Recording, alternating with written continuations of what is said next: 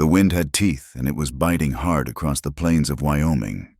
It stripped the last of the warmth from the failing sun, which bled a weak, watery orange across the horizon before sinking behind the jagged teeth of the distant mountains. Snow, fine and sharp as sand, scoured the frozen earth, piling in drifts against the skeletal remains of last summer's sagebrush. It was a land of bone white and shadow blue, a place that had long ago forgotten the mercy of green. Eli Beckett felt the cold deep in his marrow. He pulled the collar of his sheepskin coat tighter around his neck, the rough wool scratching at his beard-stubbled skin. His horse, a sturdy buckskin named Jupiter, snorted a plume of white steam into the air, its ears twitching against the relentless whine of the wind. They were on their way back to the cabin, a long ride from the northern fence line that a fallen cottonwood had snapped like a twig. The repair had taken longer than he'd figured, and now dusk was closing in fast, turning the vast, empty landscape into something alien and threatening. His life was a rhythm of such things, mending what broke, tending to what lived, and enduring what could not be changed. It was a solitary existence, carved out of a harsh land that gave little and took much. The silence was his most constant companion, a presence so familiar he no longer noticed it. But today, something broke that silence. It was not a sound, but a sight, a smudge of darkness against the stark white near the half-frozen creek that marked the southern edge of his property. He reined Jupiter to a halt. His eyes narrowed. It was probably a dead calf, or perhaps a coyote that had lost a fight with a bigger predator. But it was the wrong shape, too slumped and soft. A flicker of unease, cold and sharp as the wind, went through him. Trouble found a man easily enough out here. There was no sense in riding out to greet it. He was about to nudge Jupiter onward, toward the promise of a warm fire and a hot meal, when he saw it, a flutter of fabric, dark and heavy, lifted by a cruel gust of wind. It looked like a dress. A deep sigh escaped his lips.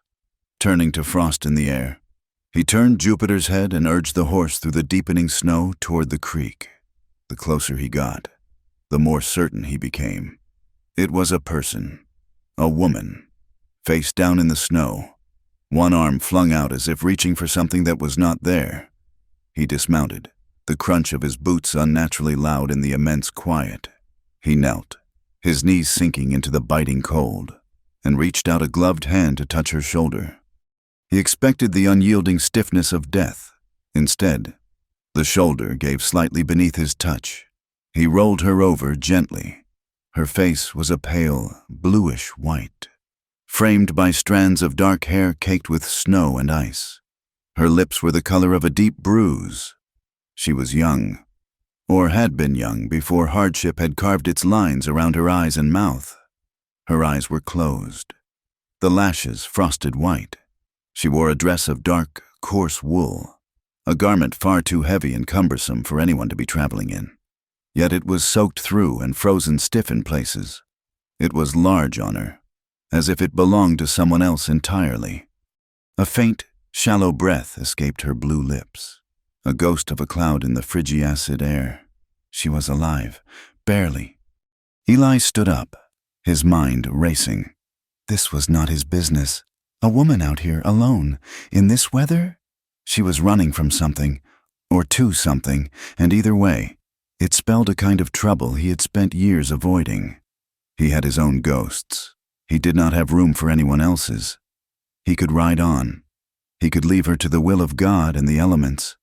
It would be the smart thing to do. The safe thing. The land was full of stories that began this way, and few of them ended well. He looked down at her still form. At the fragile pulse he could just barely see fluttering in the hollow of her throat. He thought of his sister, Sarah, and the way the world had turned a blind eye to her suffering. He had not been there for her then. A wave of self-loathing, familiar and bitter, washed over him. He could not ride on. His decency, a stubborn and inconvenient part of him he could never quite bury, would not let him. With a curse muttered under his breath, He unbuttoned his heavy sheepskin coat. The wind hit him like a physical blow, instantly chilling him, but he ignored it. He wrapped the coat around the woman's small, shivering frame. The warmth of his own body, a meager offering against the profound cold that had claimed her. She was lighter than he expected. He lifted her carefully, her head lolling against his shoulder.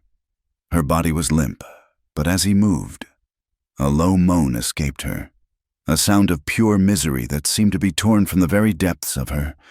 Getting her onto Jupiter was a clumsy, awkward struggle.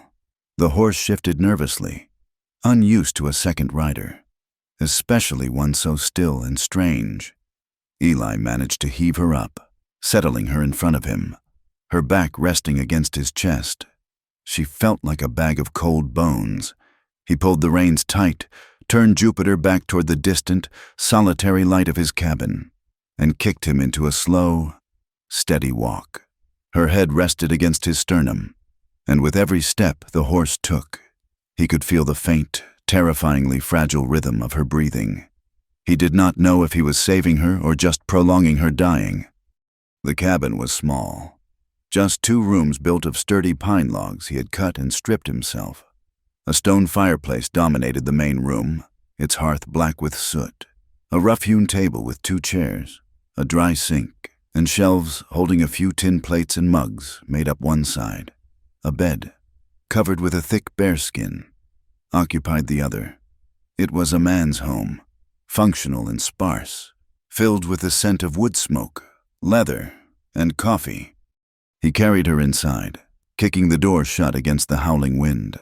The sudden warmth and quiet of the cabin felt like a sanctuary. He laid her gently on the bearskin, her slight frame looking lost in its vastness. The fire was down to glowing embers. He quickly added more wood, coaxing the flames back to life until they leaped and crackled, casting dancing shadows on the walls. He worked with a quiet efficiency, first pulling off her frozen, mud-caked boots. Her feet were like blocks of ice. Then he turned his attention to the dress. It was a strange garment, shapeless and drab, with a high collar and long sleeves. As he reached for the buttons at her throat, her eyelids fluttered. Her eyes opened, but they were unfocused, glazed with fever. Her hand, weak as a kitten's, came up and clamped onto his wrist. "No," she whispered, her voice a dry, rasping sound. "It's soaked through," he said, his own voice gruff. "You'll catch your death." She seemed not to hear him, her grip surprisingly strong.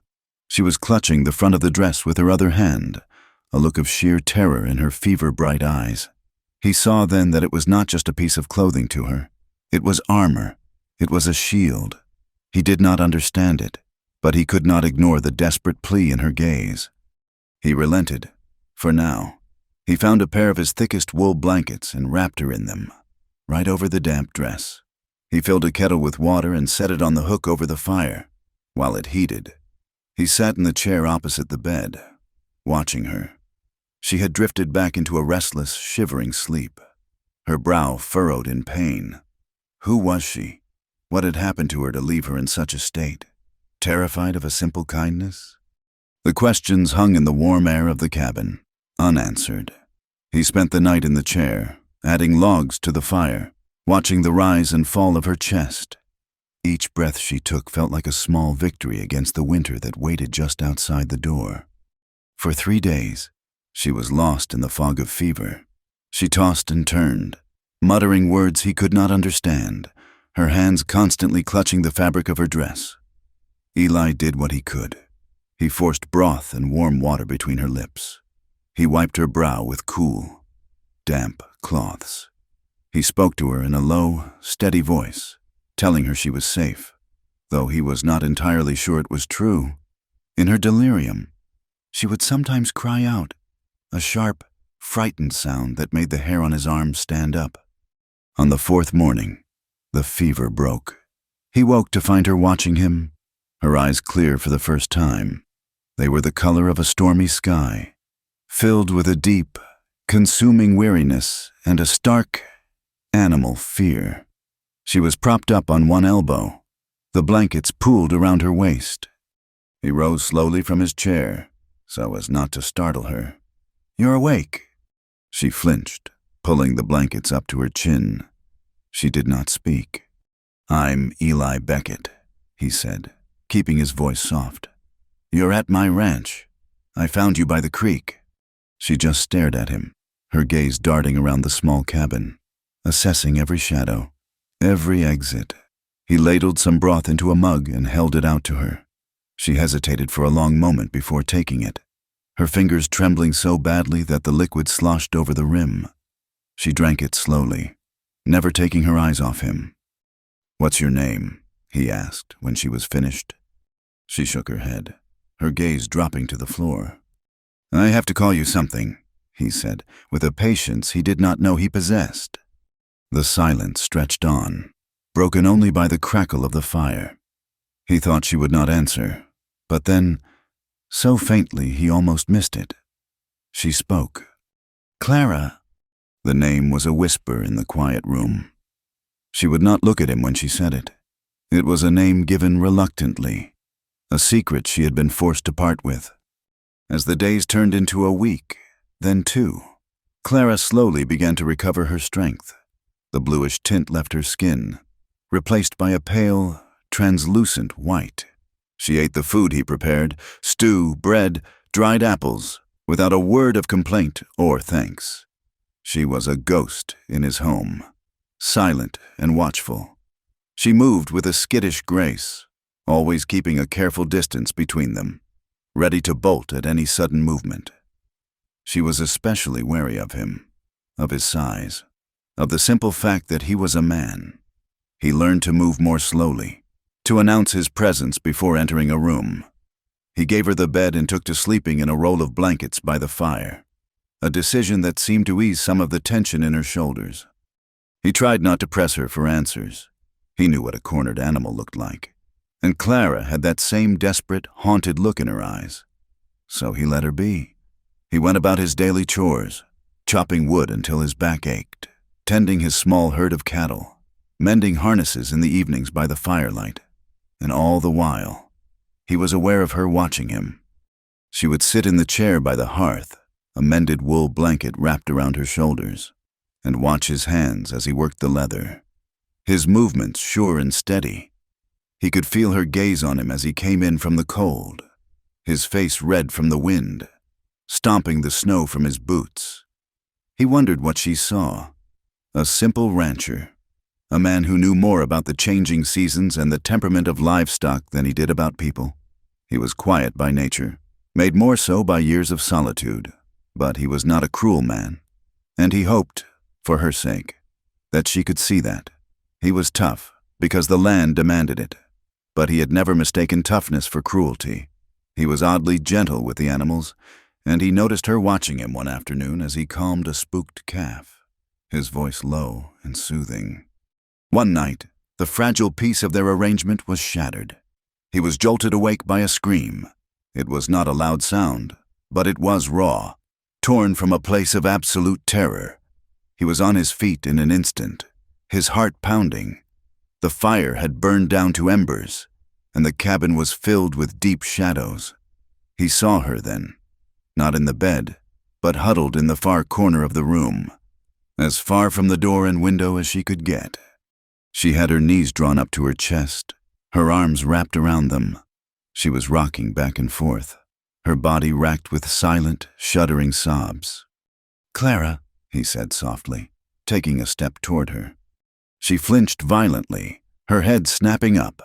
In the faint, glowing light from the hearth, he could see that her eyes were wide with a terror that was not for him, but for something he could not see. She was looking past him, at a phantom in the room. "It's all right," he said, holding his hands up to show he meant no harm. "You were dreaming." She shook her head, tears streaming down her face. She was breathing in short, panicked gasps. He wanted to go to her, to comfort her, but he knew his touch would only frighten her more. He stood there, helpless, as her terror slowly subsided, replaced by a hollow, draining grief. He watched as she curled into herself, her crying softening until it was just a hitch in her breath. She would not speak of it. When he asked what had frightened her, she simply shook her head and retreated further into her silence. The next morning, he knew something had to be said. The winter was far from over. He could not just send her on her way, not in her condition, and he could not continue living with a stranger whose past was so violent it haunted her sleep. He found her by the window, staring out at the endless expanse of snow. "Clara," he began, and she turned, her body instantly tense. "The snows won't clear until spring. It could be 2, maybe 3 more months." She said nothing, her expression unreadable. "You can stay here," he said, "until the thaw. You'll be safe here. You can have the cabin to yourself during the day. I won't bother you." She looked at him, truly looked at him. For the first time, he saw a flicker of something in her eyes, a desperate, calculating consideration. She was weighing his offer, weighing him. "I have no money," she whispered. "I'm not asking for any," he replied. Her gaze dropped to the floorboards. He could see the conflict warring within her, the need for shelter, for safety, against the deep, ingrained fear that seemed to be her constant companion. "All right," she said, her voice barely audible. "Until spring." Then she looked up, and her eyes were filled with a sudden, fierce intensity. "But you have to promise me something." "What is it?" "You will never," she said, her voice low and trembling with a strange, desperate energy. "You will never try to take off my dress. You have to promise me. Swear it." He stared at her, taken aback. Of all the things he had expected, this was not it, the oversized, shabby dress she had not taken off since the day he found her. She washed herself at the basin when he was outside, and he had left a spare shirt and trousers of his on a chair for her. But she had ignored them. The dress was a part of her. He did not understand it, but looking at the raw desperation in her eyes, he knew it was not a request he could refuse. It was the price of her trust, the foundation of whatever fragile peace they might build. "I promise," he said, his voice solemn. "I won't touch it." A measure of the tension seemed to leave her. She gave him a short, sharp nod, and then turned back to the window, the conversation over. And so, a strange new rhythm began. They lived together in the small cabin, 2 solitary people bound by a promise and the encircling snow. A strange mix of desire, tenderness, and tension grew in the small space between them. Eli found himself watching her, the graceful way she moved, the way a stray lock of dark hair would fall across her cheek. He felt a protective instinct rise in him that was fierce and unfamiliar. He wanted to ease the sadness from her eyes, to make her laugh. But there was a wall around her he did not know how to breach. He respected her boundaries. He kept his promise. But every time he looked at her, at the shapeless, drab dress that hid her from the world, he longed to know the truth. He wanted to know the name of the monster that haunted her dreams. He wanted to understand the secrets and the scars she kept hidden, so carefully, beneath the cloth. The silence in the cabin changed. It was no longer the empty, hollow silence of solitude, but a quiet filled with the small sounds of 2 people sharing a space, the soft scratch of a needle pulling thread through denim, the gentle rustle of a page being turned, the low bubble of a pot simmering over the fire. Clara, slowly, cautiously, began to inhabit the life she had fallen into. She did not ask. One morning, Eli came in from feeding the cattle to find the cabin tidier than he had left it, a loaf of passable bread cooling on the hearth, and a pot of stew sending a savory steam into the air. He said nothing, but a quiet acknowledgement passed between them. From then on, she took over the cooking and mending, her movements economical and precise. She found his small collection of books on a shelf by the fireplace, a worn Bible, a book on animal husbandry, and a handful of dog-eared novels. In the long afternoons, while the wind scraped at the log walls, she would sit in the chair he had unofficially ceded to her and read, her face softened by the firelight, her lips sometimes moving silently with the words, She was a different person then, lost in a world far from the desolate Wyoming winter. Eli tried to ignore it. He tried to see her as a stray he had taken in, a responsibility he would be free of come the spring thaw. But it was impossible. He was acutely aware of her, of the subtle scent of wood smoke and soap that clung to her, of the way the firelight caught the dark strands of her hair. He learned the map of her moods through the set of her shoulders and the quickness of her breath. He tried to ignore the way she still flinched if his fingers accidentally brushed hers as he handed her a plate. A jolt, as if he had burned her. The flinch sent a sharp, painful pang through his chest every time, a reminder of the invisible wounds she carried. He was a large man, his hands calloused and scarred from work, and he began to move with a conscious gentleness around her, as if she were a wild thing that might shatter at a single rough touch. One afternoon, the sun made a rare and brilliant appearance, pouring a pale, buttery light through the cabin's single window. Clara was at the dry sink, washing a plate, when she happened to glance at the small, cracked piece of looking glass Eli had nailed to the wall for shaving. She went utterly still. He was sitting at the table, oiling a harness, and he saw the change in her immediately. Her shoulders tensed, and the hand holding the plate began to tremble. She stared at her reflection, at the gaunt face and the haunted eyes looking back at her. Her lips parted, and a low, guttural sound, a sob of pure anguish, escaped her. She turned away from the mirror abruptly, her eyes swimming with tears. She looked at Eli, a desperate, pleading look on her face, as if she needed him to see past the image in the glass. "I'm not who you think I am," she whispered, her voice thick with unshed tears. Before he could respond, she turned and fled to the bed, burying her face in the bearskin, her shoulders shaking with silent sobs. Eli sat frozen, the oily rag still in his hand. The words hung in the air between them, heavy with 1,000 unspoken questions. He had not known what to think of her, except that she was a woman in trouble. But her words suggested something more, a secret that was not just about what had happened to her, but about who she was, fundamentally. Later that day, when she was outside for a brief moment, bringing in an armful of firewood, he noticed her sleeve had ridden up on the pale skin of her forearm. Just above the wrist was a collection of bruises, old and new. They were a sickening palette of yellow, green, and a faint, angry purple. Some were small and round, like the print of a man's fingers gripping her too tightly.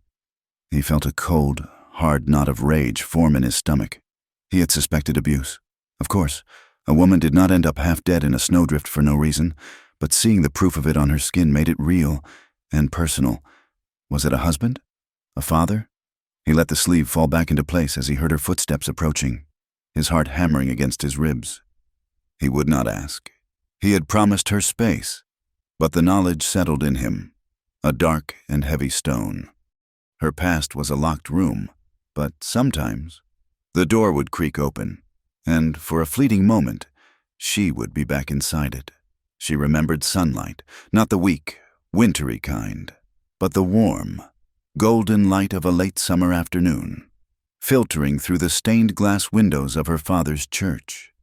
She was Anne-Marie Caldwell, daughter of the preacher, a girl known for her quiet piety and her skill at the piano. She remembered the scent of her mother's rose garden and the weight of her father's hand on her head in blessing. There was a man, Dr. Alistair Finch. He was handsome, respected, his hands said to be blessed with a healer's touch. The whole town of Prosperity admired him. He was to be her husband. She remembered the feel of his fine wool coat, the cool, clinical touch of his fingers when he would take her hand. He spoke of progress, of science, of a new age of medicine that would cure the ills of the world. She had believed him. She had adored him. The memory would then splinter, turning dark and sharp. It was a discovery, an accident, a ledger she was not meant to see, filled with names, women mostly, from the poorer side of town, and next to them, Notations in Alistair's precise script, detailing experiments, procedures that made no sense, words that made her stomach turn. She had confronted him, her heart a frantic bird in her chest. The charm in his eyes had vanished, replaced by a cold, flat emptiness that terrified her. He had not denied it. He had smiled. The final memory was a blur of violence, not Alistair's hands, but the hands of his men, respected members of the town council, his inner circle. They had come for her in the night. The world had shattered into darkness, pain, and the chilling realization that the man she was to marry, the man the whole town revered, was a monster hiding in plain sight. She had escaped, but not before they had tried to break her, to silence her forever. She had run, leaving Anne-Marie Caldwell behind, buried in the ashes of that life. She had become Clara, a ghost, a woman who wore a heavy, shapeless dress as a shroud for the girl she used to be. A late winter storm blew in from the north without warning. One afternoon the sky turned the color of a fresh bruise, and the wind began to howl like a hungry wolf. By dusk, they were sealed inside the cabin. The world outside a raging vortex of white. The snow piled up against the door and sifted through the tiny cracks in the window frame. For 3 days, the storm raged. The small cabin, which had always felt quiet, now seemed to shrink. The space between them charged with a new and potent intimacy. They were forced into a proximity that their careful, silent dance had always avoided. They passed each other to get to the woodpile, their shoulders brushing. They sat at the small table together for every meal, their knees sometimes touching beneath it. At first, the tension was thick enough to cut with a knife, but slowly, imperceptibly, it began to change. The shared experience of being trapped, of being two souls against the immense and indifferent power of the storm, began to wear away at their defenses. On the second night of the storm, Eli was telling a story about a particularly stubborn bull he had once owned. He was not a natural storyteller. His words were plain and unadorned, but the story was funny, and he found himself gesturing with his hands as he described chasing the beast across 3 miles of open prairie. Clara was watching him, a small, tentative smile playing on her lips. And then, as he reached the end of the tale, where the bull had ended up stuck in a mud hole, looking utterly defeated, she laughed. It was not a loud laugh. It was a soft, breathy sound, rusty from disuse, but it was a real laugh, and it transformed her face, chasing the shadows from her eyes for a fleeting, beautiful moment. The sound struck Eli with the force of a physical blow. He stopped talking, his hand frozen in midair. He just stared at her, a stupid, lopsided grin spreading across his face. He had not realized until that moment how desperately he had wanted to hear that sound. The laughter faded, and a blush crept up her neck, as if she were embarrassed by the sudden, unguarded display of emotion. But the ice had been broken. The air in the cabin was warmer, lighter. Later that evening, as they sat by the fire, the storm still screaming outside, the mood was different. It was quieter, but it was a comfortable quiet, not a tense one. "You're a good man, Eli Beckett," Clara said softly, her gaze fixed on the flames. Eli felt a warmth spread through his chest that had nothing to do with the fire. "I've done what anyone would do." "No," she said, turning to look at him. Her eyes were serious. "Not anyone. Most people would have ridden on." He knew she was right. He looked down at his own hands, at the scars and calluses. "Maybe," he said, his voice low. "But I couldn't." He took a deep breath, the confession rising in him, needing to be spoken. "I had a sister once, Sarah. She was younger than me, full of life. She got married to a man from a nearby town, a man everyone thought was a pillar of the community." He paused, the memories thick and heavy in his throat. Clara waited, her stillness an invitation to continue. "He hurt her," Eli said, the words tasting like ash. behind closed doors. No one saw it, or they saw it and chose not to. She tried to tell people. She told the sheriff. She told the preacher. But he was a rich man, a powerful man. And she was just a woman. They called her hysterical. They told her to be a better wife. He clenched his fist. The old rage, a familiar, burning fire. One day, they found her, in the river. They called it an accident. The whole town turned a blind eye. I was away, working on a cattle drive. By the time I got back, she was buried, and the story was set in stone. He finally looked at Clara, his own eyes mirroring the grief he saw in hers. I know what it's like, for a town to look the other way. A single tear traced a path down Clara's cheek. She did not wipe it away. They sat in silence. Two strangers bound by the shared knowledge of a dark and terrible truth about the world, that monsters often wore the faces of good men, and that justice was a luxury not afforded to everyone. She reached out then, her movement slow and deliberate, and laid her hand on top of his. Her touch was light, tentative, but it sent a jolt of heat straight through him. Her skin was soft against his rough, calloused knuckles. He turned his hand over and curled his fingers around hers. Her hand was so small in his. It was a moment of profound connection, a silent acknowledgement of all the pain that lay between them. The air grew thick with unspoken want, with a desperate human need to not be alone in the dark. He could feel the fine tremor in her hand, and he saw the way her gaze dropped to their joined hands, her breath catching in her throat. The moment simmered, stretched taut with possibility, with the promise of a comfort that went beyond words. But then, as if realizing how far she had stepped over a line she had drawn for herself, she gently pulled her hand away. The connection was broken, and the moment was over, left unresolved and hanging in the charged air. That night, the storm began to subside, its fury spent. But the turmoil inside the cabin had just begun. Eli was woken again by a sound from Clara. This time, it was not a scream, but a low, desperate sobbing, the sound of a heart breaking. He got up and went to her. She was tangled in the blankets, her body rigid, her face contorted in the throes of a nightmare. "Clara," he whispered, kneeling by the bed. "Wake up, you're dreaming." He reached out and placed a hand on her shoulder. He expected her to flinch, to pull away, but she did not. Her eyes flew open, wide and wild with sleep-drenched terror.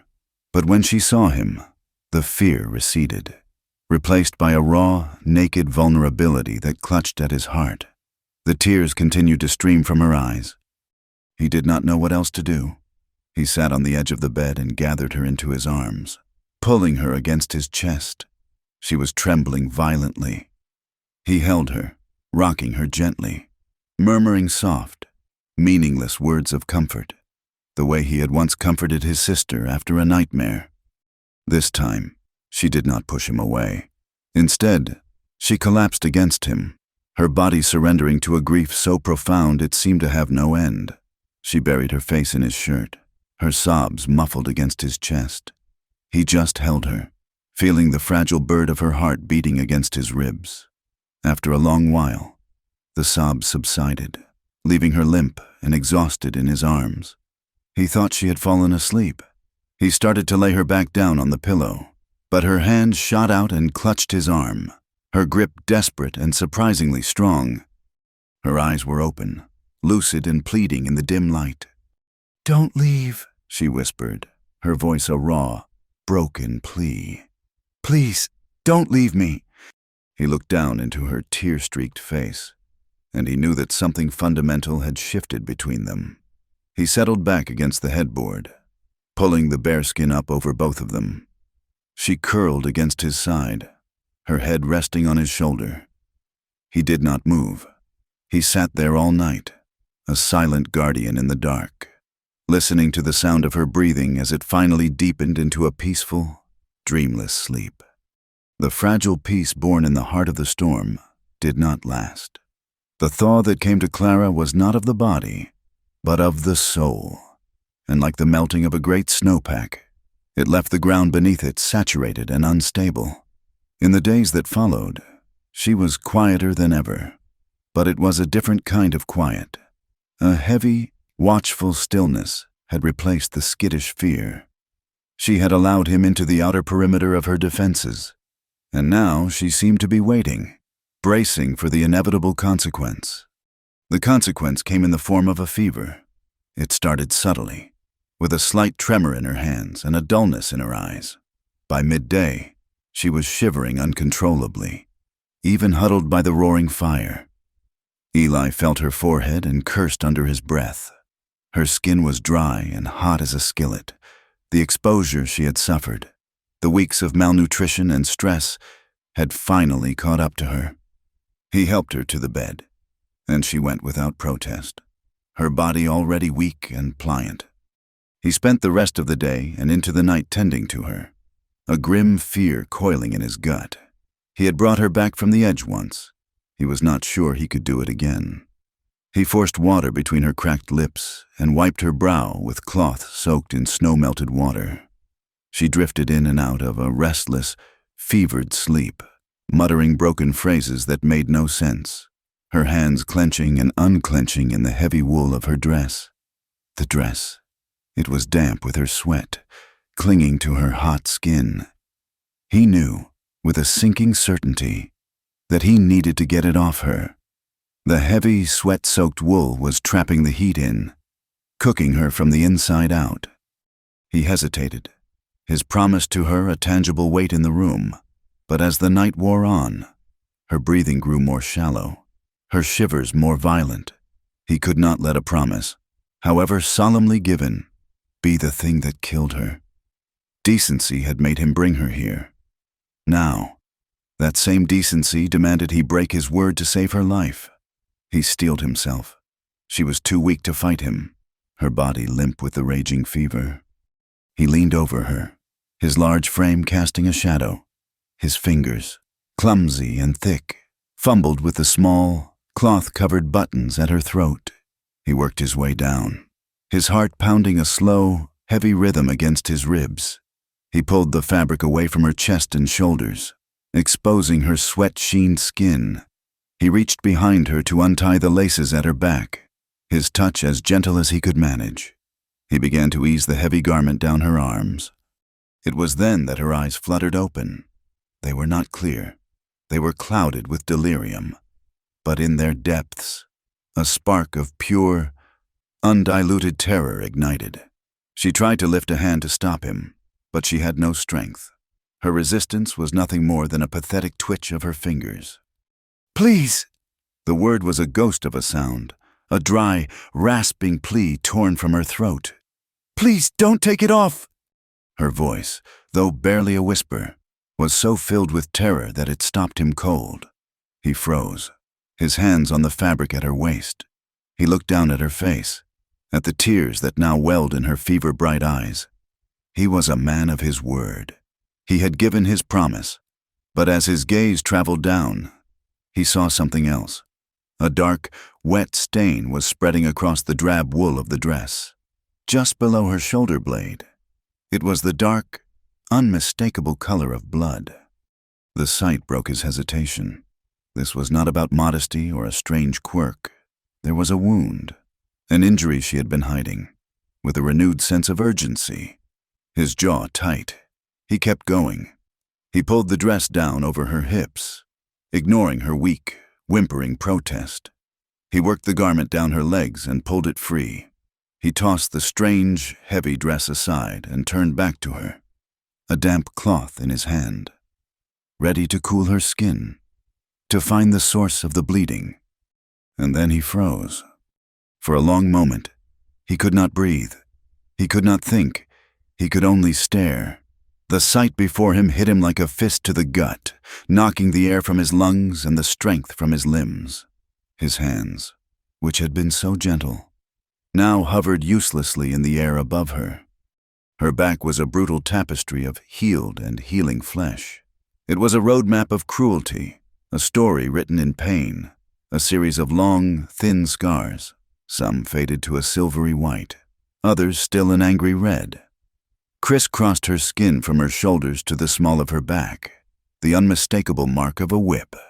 Interspersed between them were angrier, puckered circles of burned skin, some the size of a silver dollar. The blood he had seen was coming from one of these, a wound that had clearly been healing but had reopened. And there, on her right shoulder blade, was the worst of it. A brand. It was not the clean mark of a cattle ranch.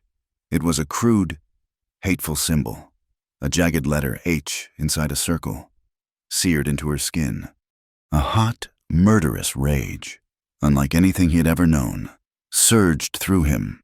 It was a white-hot fire in his veins, a primal need to find the men who had done this and tear them apart with his bare hands. The rage was followed, a moment later, by a wave of profound, bottomless sorrow that threatened to drown him. He thought of his sister, of the unseen cruelties she had endured. This was what it looked like. This was the work of monsters who walked in the daylight. Clara had gone silent. The moment he had seen her back, her pleas had stopped. A dead, hollow stillness had fallen over her. She lay face down, her body rigid, her face turned away from him, buried in the pillow. She was not crying. It was as if all the emotion had been burned out of her, leaving nothing but an empty, echoing shame.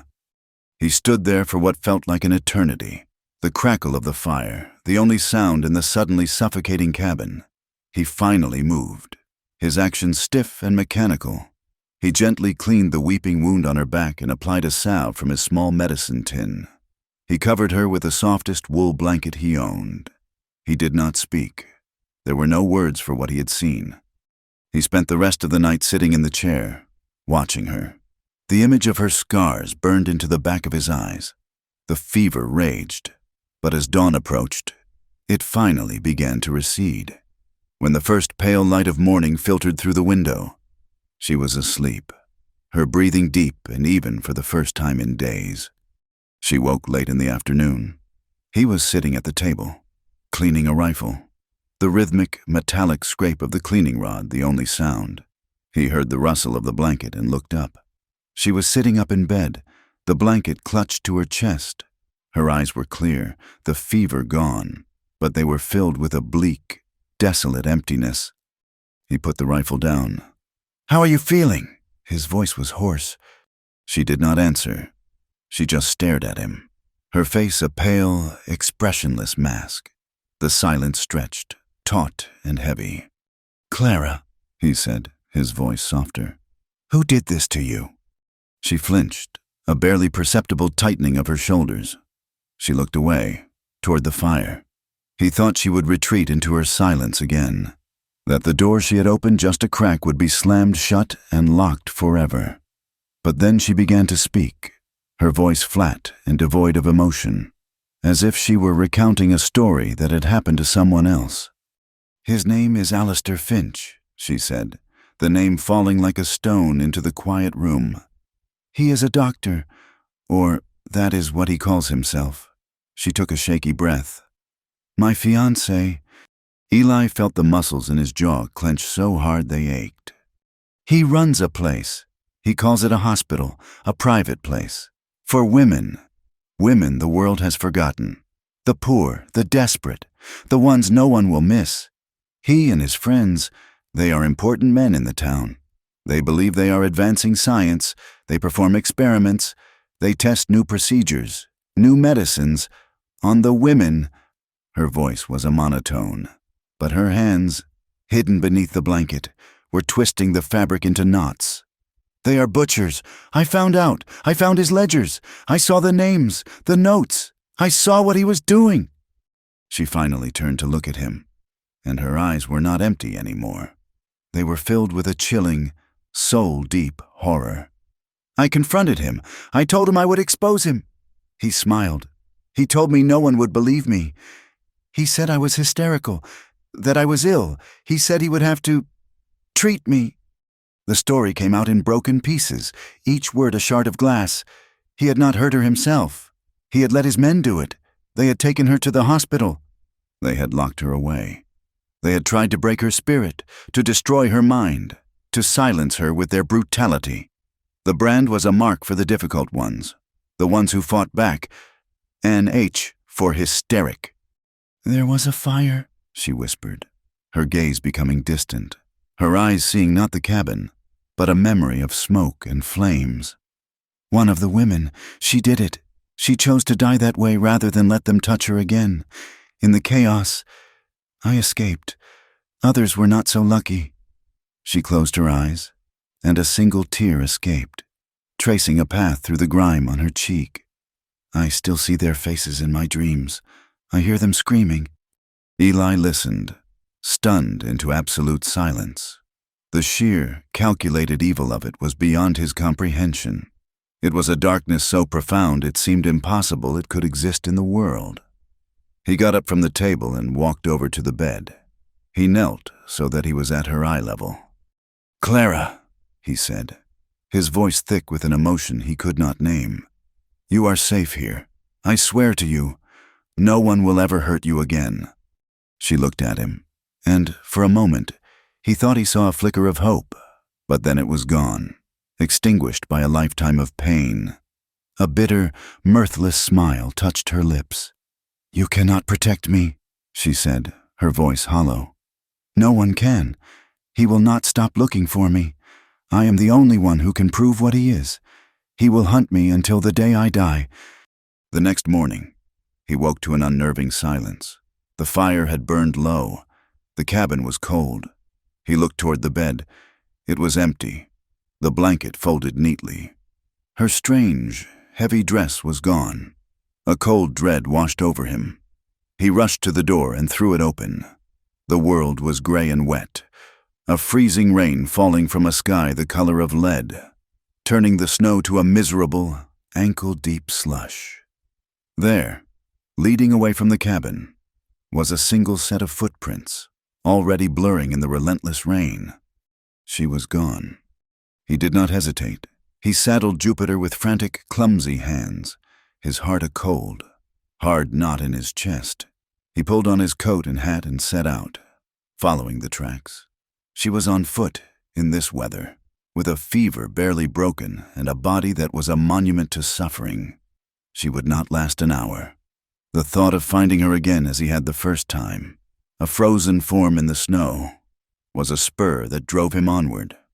He tracked her for what felt like miles. The rain was relentless, plastering his hair to his scalp and seeping into the collar of his coat. The trail was faint, but he was a good tracker. He found her collapsed near a stand of skeletal aspens, her small form a dark heap in the gray landscape. He dismounted and ran to her side. She was conscious, shivering, her face pale and streaked with mud. He reached for her, to lift her, but she recoiled. "No," she choked out, her teeth chattering. "Leave me be. I will only bring you trouble." "I don't give a damn about trouble," he said, his voice raw. He knelt beside her in the freezing mud. "Get up, Clara. We're going back." "No," she insisted, shaking her head, her dark hair clinging to her cheeks. "He will find me. He will find you. They will kill you because of me. It is better this way." She looked up at him, her eyes filled with a terrifying, resigned calm. She was ready to die. He stared at her, at the stubborn set of her jaw, at the utter hopelessness in her eyes. He saw her giving up, letting the cold and the cruelty of the world finally win. And something inside him broke. The stoic rancher, the man who had faced down blizzards and predators, the man who had buried his grief so deep he could barely remember what it felt like, was gone. He reached out and grabbed her arm, his grip desperate. "Clara, listen to me," he said, his voice cracking, the sound of his own breaking heart startling him.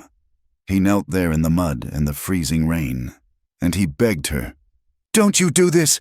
Don't you die on me! Please!" She stared at him, her eyes wide.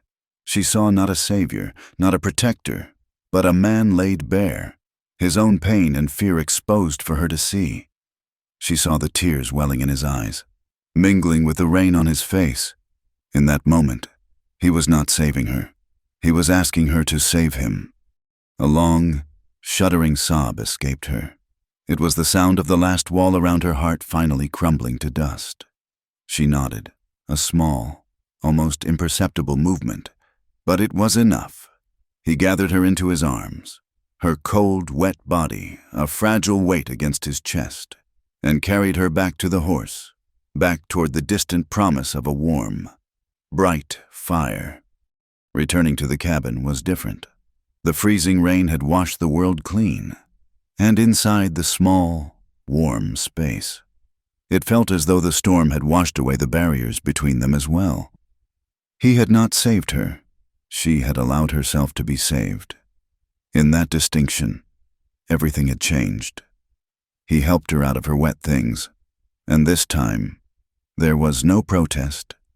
He gave her a dry wool shirt of his, which swallowed her small frame, the sleeves hanging comically past her hands. He sat her by the fire, wrapped her in a blanket, and set a pot of coffee to brew. Her back needed tending. The reopened wound, though small, was angry and red against her pale skin. He came to her with a salve and a clean cloth, his movements slow, deliberate. He knelt behind the chair where she sat, facing the fire. "Let me see," he said, his voice a low rumble. She did not answer, but she did not pull away. She let the blanket fall from her shoulders. Her body tensed, a fine, violent tremor running through her as he reached for her. His fingers, calloused and rough from a lifetime of hard labor, were impossibly gentle as they touched her skin. He cleaned the wound with a careful, practiced touch, his breath warm against her back. Her entire body was rigid, a drawn bowstring of memory and fear. He could feel the fine hairs on her arms stand on end. She was trembling, but she did not stop him. This was a different kind of touch. It was not the brutal, claiming touch of her captors, nor was it the clinical, detached touch of the doctor. It was a touch that did not take, but gave. A touch meant to heal, not to harm. With every gentle stroke of the cloth, with every soothing application of the salve, he was not just tending a physical wound. He was undoing the damage of 100 other cruelties. He was telling her, without words, that her body was not a ruined thing. It was just a body, deserving of care. When he was finished, he gently pulled the shirt back over her shoulders. He remained kneeling behind her for a moment, his hand resting lightly on her uninjured shoulder, a silent testament of support. She leaned her head back slightly, a silent acceptance. In that quiet, shared space by the fire, the real healing began. The nights that followed were filled with words.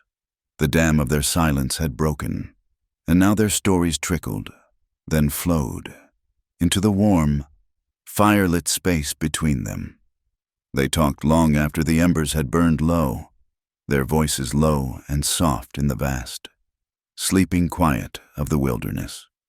He told her about the ranch, about his father who had built the cabin with his own 2 hands, about the unforgiving winters and the brief, beautiful summers. He spoke of a life of solitude, not with complaint, but as a simple statement of fact. She, in turn, told him more about the girl she used to be, Anne-Marie. She spoke of her father's sermons, of the songs she used to play on the church piano, of a life so sheltered and naive it seemed to belong to another person entirely. She did not speak of the darkness, not yet. She spoke of the light that had come before it, and in speaking of it, she seemed to reclaim a small piece of the girl who had been lost.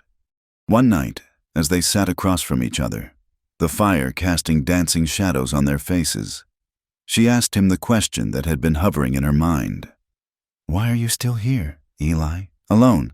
I mean, a man like you could have a family, a wife." He looked down at his hands, then across at her. Her face was soft in the flickering light, her storm-gray eyes serious and searching. He considered the question. He had given himself 100 different reasons over the years. The ranch was too much work. The right woman had never come along. He was too set in his ways. But now, looking at her, a different, more honest answer rose to the surface. "I don't know," he said, his voice quiet and rough with sincerity. He met her gaze, and the space between them seemed to shrink, to hum with an unspoken truth. Maybe I was waiting for you. The words hung in the air, simple and profound. It was not a line spoken to charm a woman. It was a confession, a realization that his solitude had not been an ending, but a long, quiet, waiting for a beginning he had not known he was looking for. A deep, aching tenderness bloomed in Clara's chest. For the first time in a very long time, someone was not looking at her with pity, or with cruelty, or with desire, but with a kind of recognition, as if he had been searching for her face his entire life. The first kiss happened 2 nights later.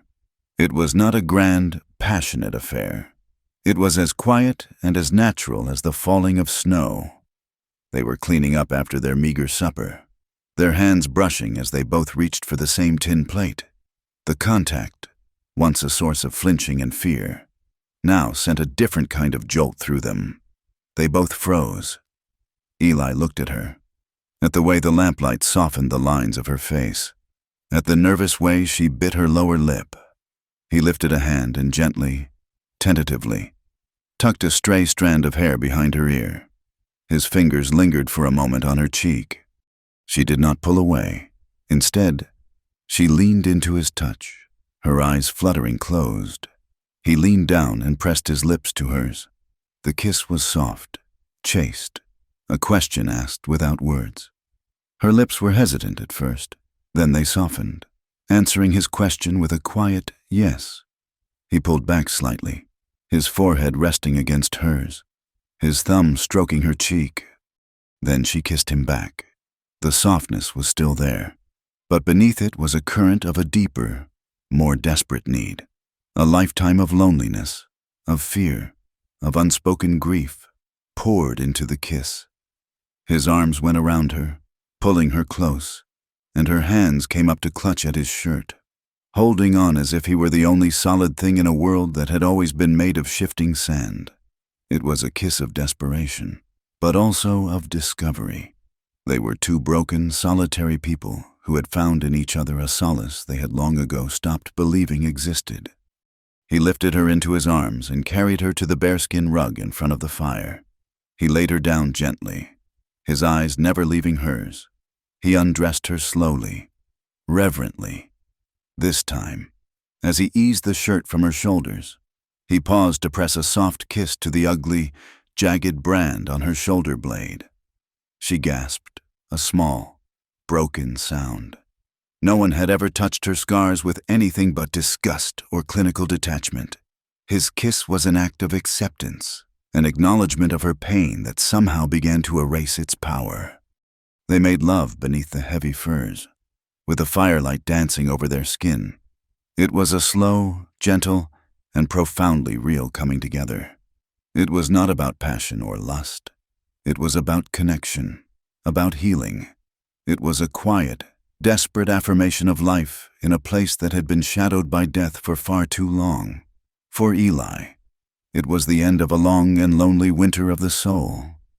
For Clara, it was a reclamation. It was the first time a man's touch had not been a violation. The first time her body had been a source of pleasure and not a prison of pain. Afterward, as they lay tangled in the furs, their bodies slick with sweat, the firelight casting a warm glow over them, she began to weep. They were not the wild, panicked sobs of her nightmares. They were quiet, heartbroken tears that seemed to well up from the very depths of her being. Eli held her, stroking her hair. "What is it?" he whispered. "You will hate me now," she sobbed into his chest. Now that you know what they did, I am ruined. I am dirty." The words, so filled with a shame that was not hers to bear, broke his heart. He pulled her tighter against him, his arms a circle of unyielding strength. He waited until her sobs subsided into shuddering breaths, and then he tilted her chin up so that she had to look at him. "Clara," he said, his voice low and fierce, "look at me. What they did to you, that is their filth, not yours.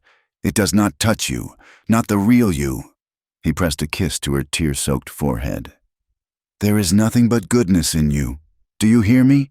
Nothing but goodness. He did not say he loved her. The words were too big, too new, but he showed her. He held her through the night, his body a warm, solid shield against the ghosts of her past. And for the first time, Clara began to believe that she might one day be whole again. But their small, firelit sanctuary could not keep the outside world at bay forever. A few days later, as she watched Eli chop wood, his movements strong and sure, a cold dread settled over her. She knew, with a chilling certainty, that Alistair Finch was not a man to leave loose ends. The fire at the hospital would have been a setback, but it would not have stopped him. He and his men were still out there, and they would be searching for her. That evening, she confronted him. "He is alive. Eli, I know he is, and he will be looking for me." Eli stopped sharpening his knife and looked at her, his expression grim. "Let him come." "No," she said, her voice sharp. "You do not understand what these men are capable of. They are not common thugs. They are powerful. They have the law in their pocket. They will destroy anyone who gets in their way." She went to him, her hands clutching his arm. "You have to promise me. If they come, you will not interfere. You will tell them you never saw me. You have to live.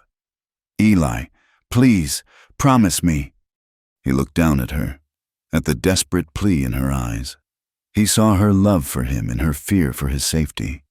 But he also remembered the promise he had made to himself over his sister's grave.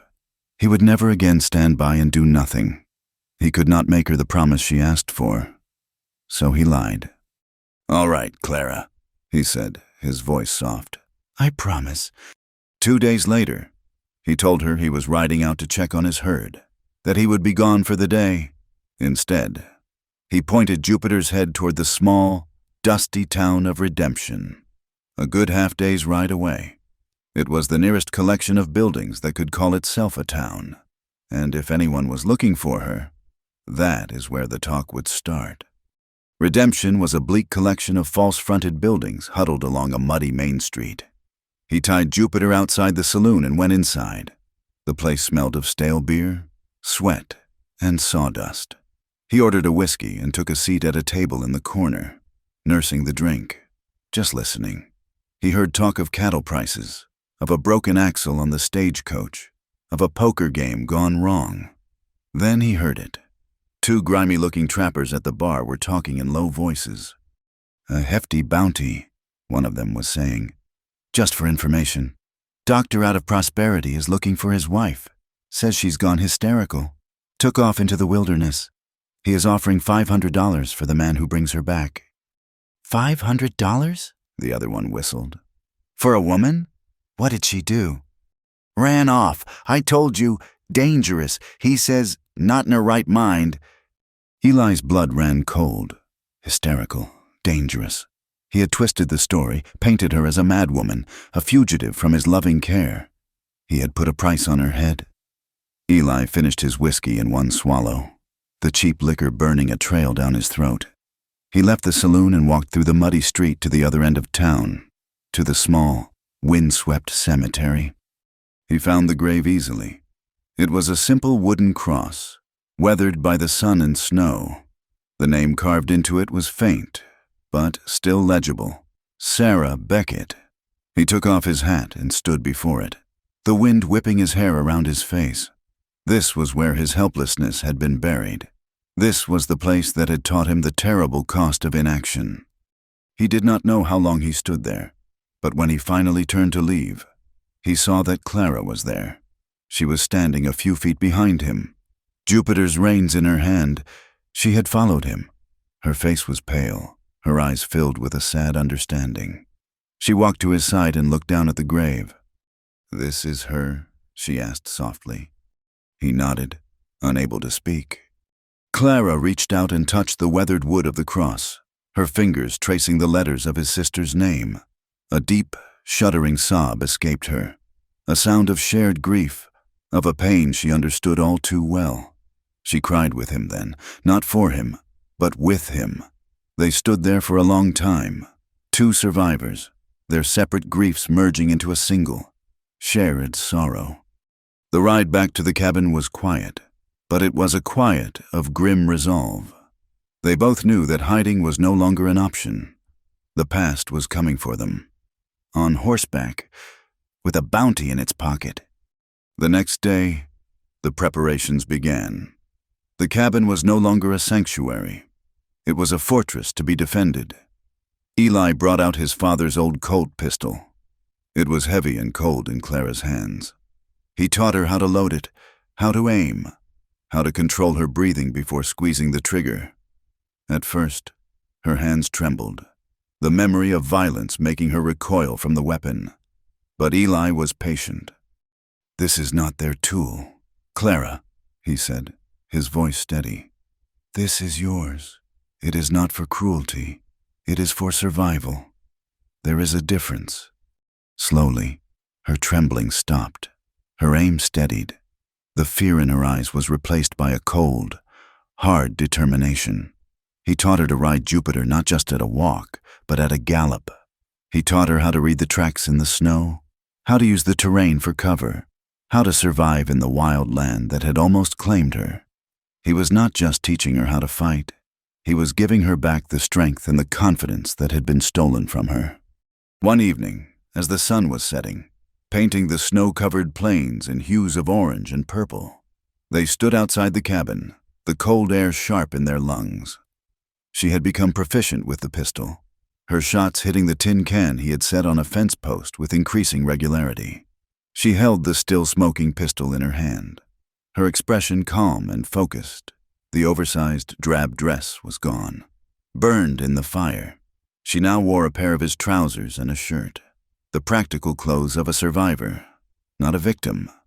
She looked out at the vast, empty landscape, at the coming night. "They will come soon," she said. It was not a question. "I know," he replied, standing beside her. She was silent for a moment. Then she turned to him, and her eyes were clear and steady, devoid of the fear that had haunted them for so long. A small, determined smile touched her lips. "For the first time in a very long time, Eli," she said, her voice strong and clear, "I am not afraid to be seen." They came in the morning. A fresh, heavy snow had fallen overnight, muffling the world in a blanket of profound and deceptive peace.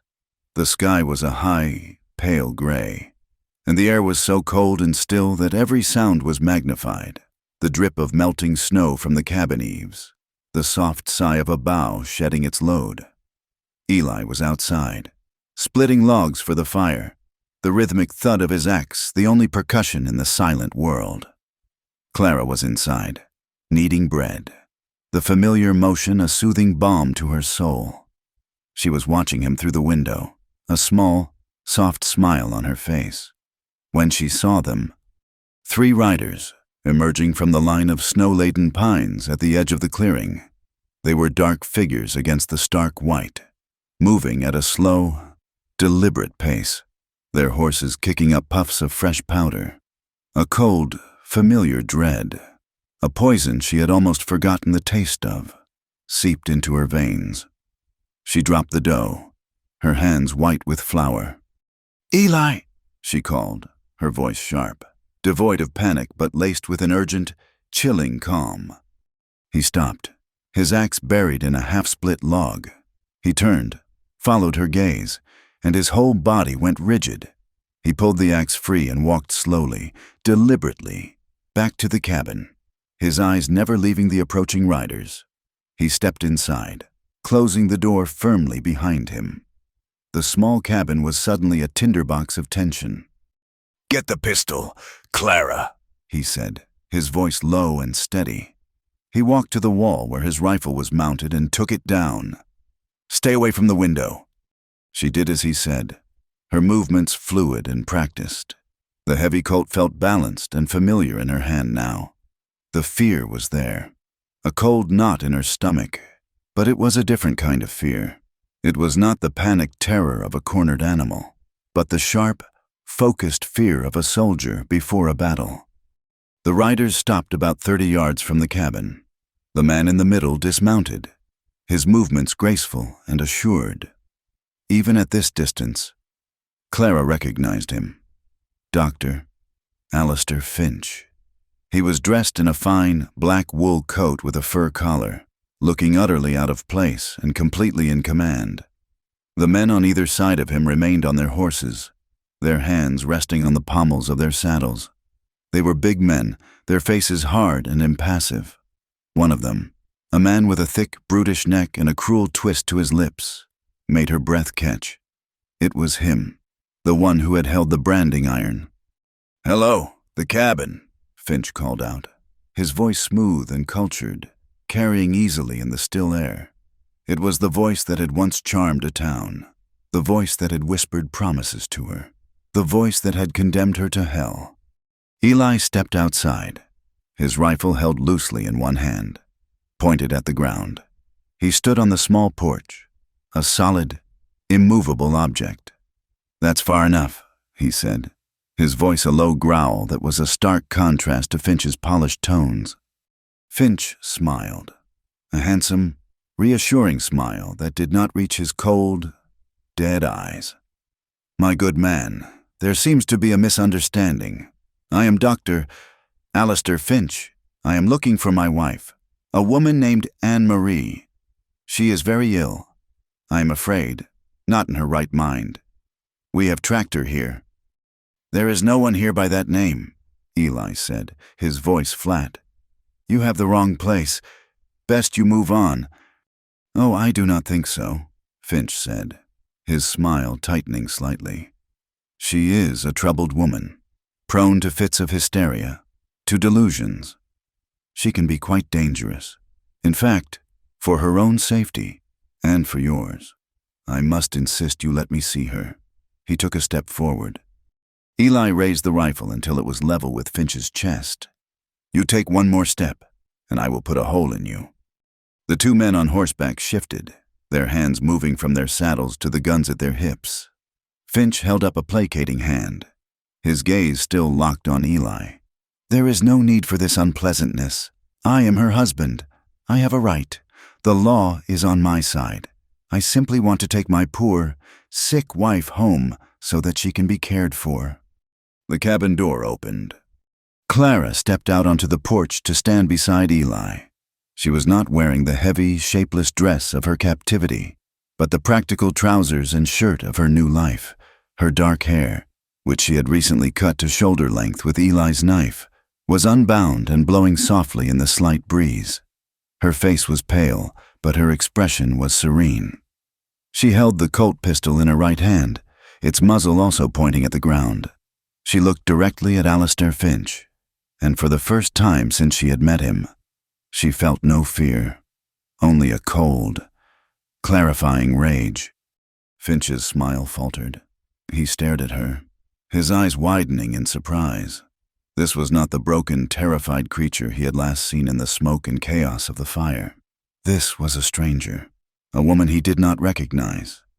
"Anne-Marie," he said, recovering quickly, his voice taking on a tone of gentle, sorrowful concern. "My dear, look at you. What has this man done to you? Come with me. We can go home. You can be well again." Clara took a step forward, to the edge of the porch. Her eyes, the color of a stormy sky, were fixed on his. "My name is Clara," she said, her voice not loud, but clear and steady, cutting through the cold air. She looked from Finch to the brutish man on the horse, her gaze lingering for a moment on his cruel face. Then she looked back at Finch. "And if you intend to take me from this place, you had better kill me this time." The words, so calm and so absolute, shattered the fragile standoff. Finch's mask of civility dropped, revealing the snarling predator beneath. "You foolish girl," he hissed. "Take them." It happened in a blur of motion and a deafening roar of sound. The two men on horseback drew their guns. Eli fired the rifle in the same instant, the shot echoing off the silent, snow-covered plains. One of the riders cried out, clutching his shoulder as he was knocked backward off his horse, his own shot going wide. The second man, the one with the brand, fired at Eli, The bullet tore through the fleshy part of Eli's left arm, spinning him half around with the impact. He grunted in pain but did not fall, swinging the rifle back around, working the lever to chamber another round. Clara did not hesitate. She did not aim for Finch. She raised the Colt, her arm steady, her gaze fixed on the man who had burned her, who was now raising his pistol to fire at Eli again. She saw the cruel smirk on his face, the confident gleam in his eye. She squeezed the trigger. The pistol bucked in her hand. The man's smirk vanished, replaced by a look of stunned disbelief.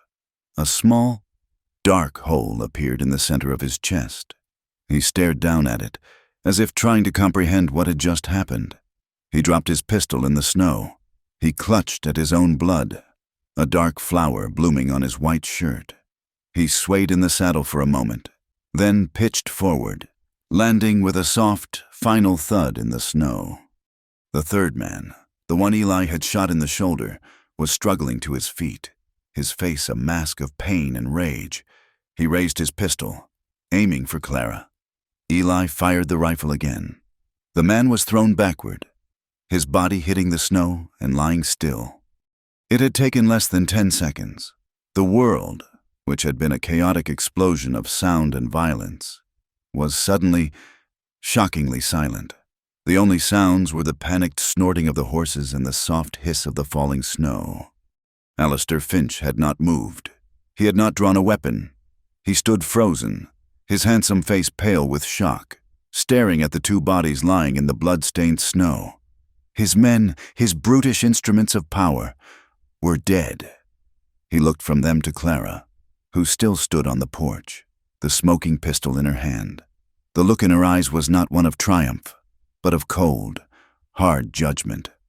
He finally broke, his composure shattering like glass.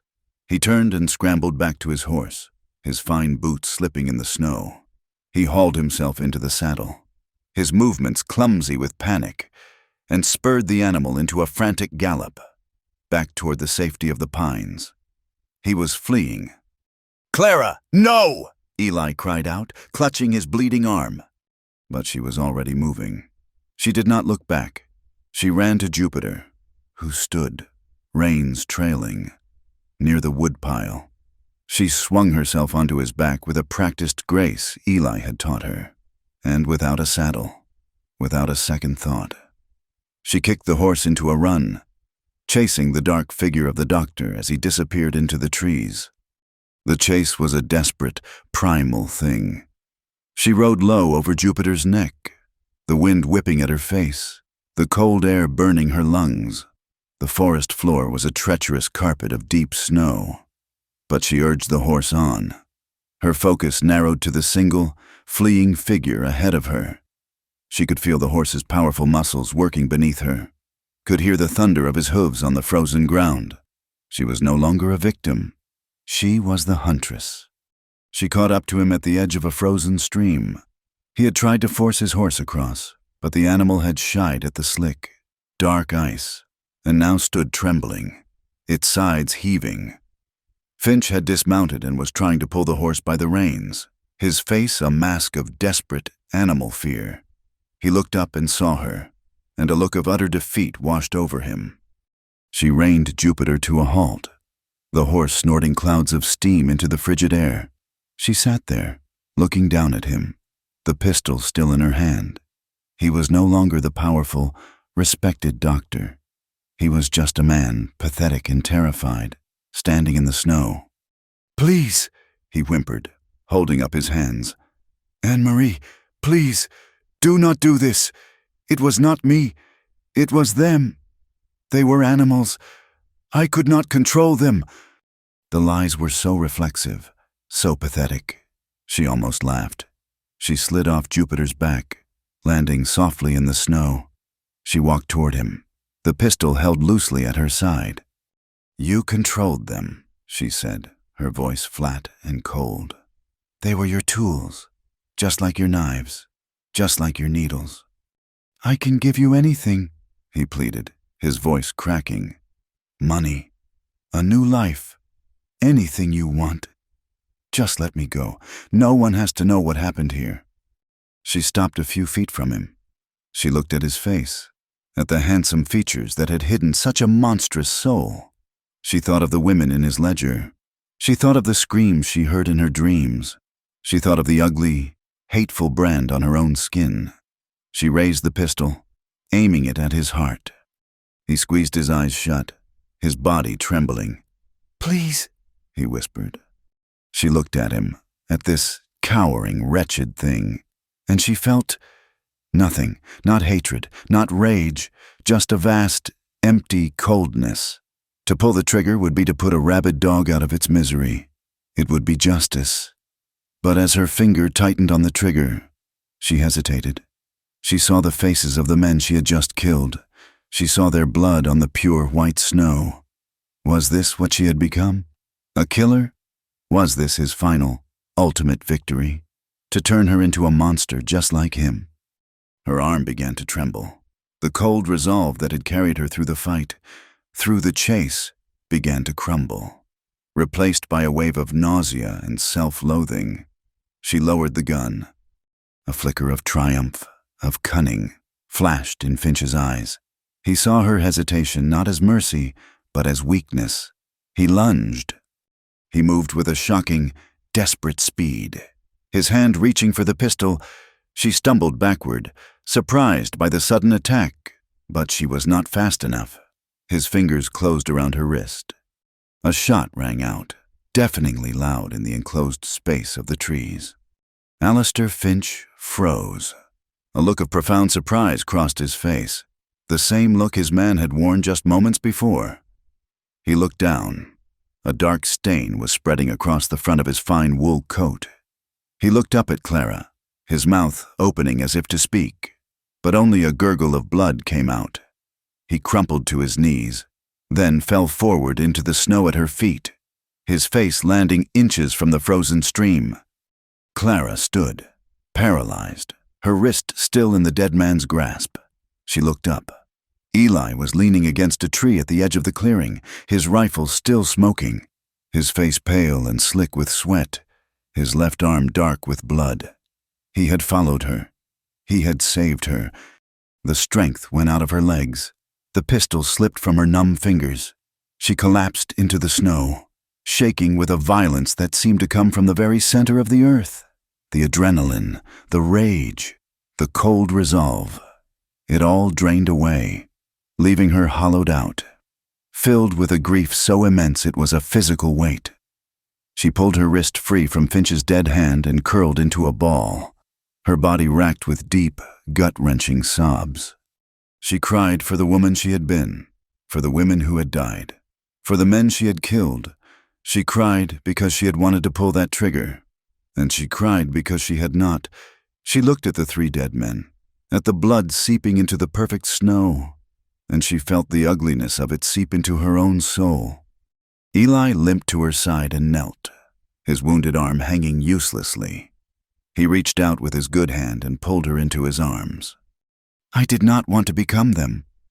She wept into his chest, her voice a raw, broken thing. "I did not want to become what they made me." He held her tightly, his own face grim with pain and sorrow. He looked down at the dead man at their feet, then back at the shaking woman in his arms. He pressed a kiss to her hair. "You did not," he said, his voice thick but firm. "They are butchers. They were killers. You are a survivor." He pulled back slightly, forcing her to look at him. "You did not become what they made you, Clara. You became something stronger." They stayed there for a long time, 2 wounded survivors huddled together in the snow, surrounded by the dead. When her tears were spent, they got to their feet. There was one last thing to be done. They gathered wood, a grim and terrible task. They dragged the bodies into a pile as the sun began to set, casting long, blue shadows across the snow. Eli lit the pyre. The flames leaped up, greedy and orange, against the darkening sky. They stood and watched as the fire consumed the last vestiges of her past. The pure white snow around the pyre turned black with smoke and ash. The winter did not break, it retreated. slowly and grudgingly, fighting for every frozen inch of ground. The thaw came not as a flood, but as a whisper. First, it was the sound of dripping water, a steady, melodic rhythm from the cabin eaves that replaced the oppressive silence of the snow. Then, the creek began to speak again, its voice a low gurgle at first, then a full-throated rush as it threw off its shackles of ice. The land itself seemed to exhale, the great white weight lifting from its shoulders, revealing the dark, damp, sleeping earth beneath. The weeks following the fire were a quiet, strange time of healing. Eli's arm, a clean shot that had passed through muscle without hitting bone, was painful but mended quickly. Clara's wounds were deeper, and their healing was a slower, more delicate process. They worked side by side, their days falling into a new rhythm, one not dictated by fear or tension, but by the shared, simple tasks of survival and recovery. They mended the fences that had fallen during the winter storms. They cleared the deadfall from around the cabin. They sat together on the porch in the thin afternoon sun, silent and comfortable, watching the world come back to life. Life was returning, bit by bit. The first crocuses pushed their stubborn purple heads through the last patches of snow. The aspens, which had stood like pale, skeletal sentinels all winter, began to fuzz with the pale green of new buds. The air, once sharp and sterile, now carried the rich, complex scent of wet soil, pine resin, and the promise of rain. With the softening of the land, something within Clara began to soften too. The hard, brittle shell she had built around herself began to crack, not from a blow, but from the persistent, gentle pressure of safety, of kindness. One clear, cool morning, she took a spade and a small cloth sack and walked toward the small, wind-swept rise where Eli's sister was buried. Eli watched her go from the doorway, his heart a tight, aching knot in his chest. He did not follow. He knew this was a journey she had to make alone. She had spent the last few days gathering wildflower seeds from the small pouches his mother had left behind, and collecting hardy roots from the sunnier parts of the creek bed. She knelt first at the simple wooden cross that marked the grave of Sarah Beckett. She cleared the winter debris, her fingers gently pulling away the dead leaves and tangled weeds.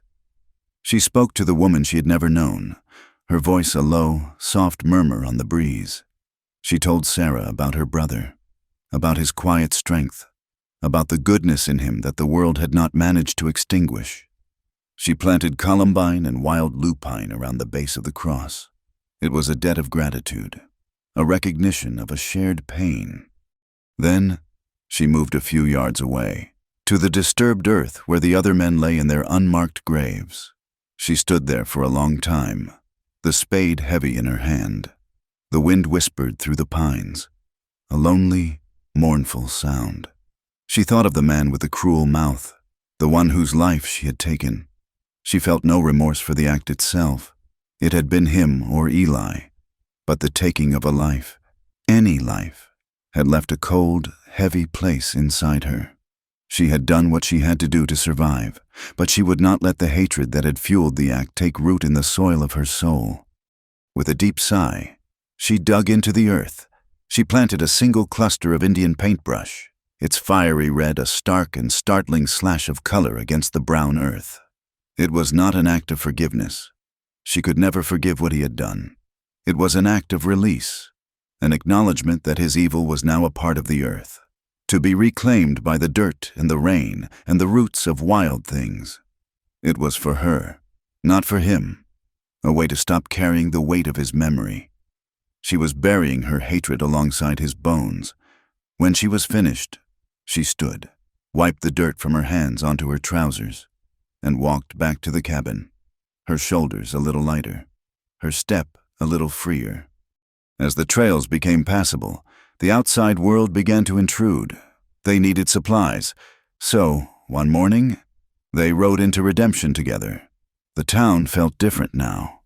It was no longer a place of potential threat, but a place of judgment. As they walked down the muddy main street, a hush fell over the boardwalk.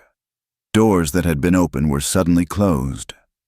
People stopped their conversations to stare, their faces a mixture of curiosity, suspicion, and a kind of morbid awe. Whispers followed them like a cloud of dust. Some were supportive. Rumors of the doctor's dark dealings in prosperity, having trickled in with a passing merchant. But other whispers were darker, branding Eli a killer and Clara something worse, a dangerous woman, a witch who had brought death to a good man's doorstep. Clara walked with her head held high, her gaze straight ahead, her hand resting lightly on Eli's arm. She would not be shamed into hiding again. Their quiet life was interrupted a week later by the arrival of a single rider. He was a tall, stooped man with a drooping gray mustache and weary, world-wise eyes. A tarnished star was pinned to his vest. He introduced himself as Marshall Thompson from Cheyenne. He had heard the stories, the wild and contradictory rumors, and had ridden out to learn the truth. He sat at their small kitchen table, a mug of coffee steaming in his hands. He did not have the look of a man who stood on ceremony. He looked directly at Clara, his gaze not unkind. "Tell me what happened, ma'am," he said, his voice a gravelly rumble. "From the beginning." And so she did. She told him everything. She spoke of Anne-Marie Caldwell, of Dr. Alistair Finch, of the hospital, of the experiments, of the fire, of her escape. She spoke of the brand on her shoulder and the bounty on her head. Her voice was low and steady, without hysteria or embellishment. It was the flat, unvarnished truth. When she spoke of the gunfight, of the men she had killed, her voice did not waver. Eli sat beside her, his hand resting on the table near hers, a silent, solid presence. He did not speak, but his unwavering support was as powerful as any testimony. The marshal listened without interruption, his tired eyes never leaving her face.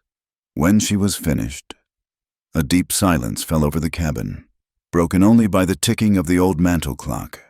He took a long, slow sip of his coffee. He looked from Clara's pale, determined face to Eli's grim, protective one.